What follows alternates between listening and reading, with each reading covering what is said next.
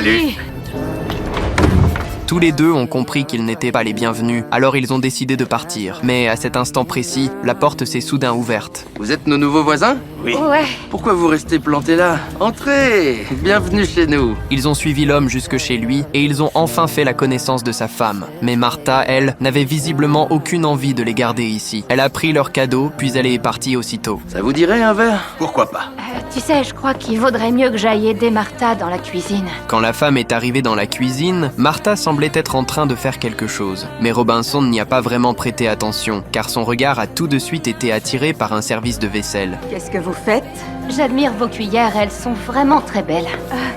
1, 2, 3... La femme est repartie, impuissante, et c'est là qu'elle a aperçu sa tarte dans la poubelle. À ce moment-là, Martha venait justement de finir de compter les couverts, et elle a immédiatement demandé à Robinson de partir. La femme a alors raconté à son mari ce qui était arrivé avec le cadeau, et tous les deux ont décidé de s'en aller. Mais alors qu'ils étaient presque déjà à la porte, Mes cuillères en argent, elles ont disparu. Tu es sûr? Il y avait 12 cuillères dans le service et maintenant il n'y en a plus que 9.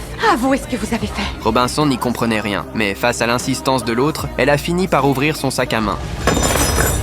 Je sais pas, John, comment ces cuillères se sont retrouvées dans mon sac, je le jure, Ma femme ne ferait jamais une chose pareille. Sam a expliqué qu'il ne voulait pas leur compliquer la vie, donc il n'avait pas appelé la police. Mais s'ils voulèrent que Martha leur pardonne, alors ils n'avaient plus qu'une seule option, quitter ce quartier. Quoi? Est-ce que j'ai bien entendu? Vous ne pouvez pas rester ici. C'est un quartier où il y a que des personnes blanches.